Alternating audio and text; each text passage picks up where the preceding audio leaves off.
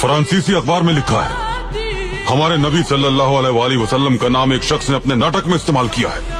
वो नाटक आज रात पेरिस में दिखाया जाने वाला है। लेकिन जो मैं हालात देख रहा हूँ इस्लामोफोबिया के, जो भी फ्रांस में हुआ है, और मैंने आज सारे मुसलमान मुल्कों के जो हेड्स ऑफ स्टेट्स हैं उन सबको मैंने आज खत लिखा है कि हमें सारों को मिल के मगरिब को बताना चाहिए कि नबी सल्लल्लाहु अलैहि वसल्लम की हमारे दिलों में क्या जगह है, कितना प्यार और अकीदा उनसे।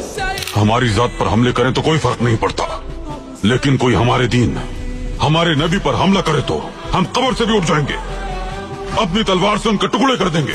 तो कितनी हमें तकलीफ होती है जब ये इस तरह की उनके ऊपर कार्टून या कुछ भी करते हैं, तो ये मुसलमानों को कितनी तकलीफ होती है।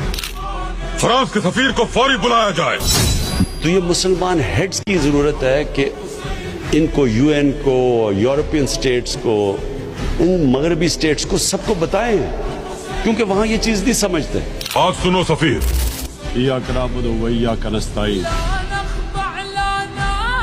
Mr. President, हम मुसलमान अपने पैगंबर से बहुत मोहब्बत करते हैं, इतनी के उनसे मोहब्बत करने वालों ने अपनी जान निसार कर दी उनकी हुर्मत पर।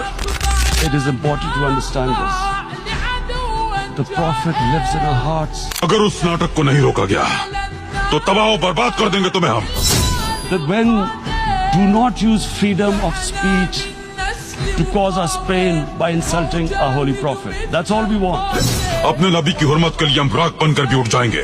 आखिरत में अपने पैगंबर को मुंह दिखाने के लिए हम लड़ेंगे, क़यामत तक उनसे लड़ते रहेंगे इंशाअल्लाह। And my belief is, La ilaha illallah, there is no God but one. And we will fight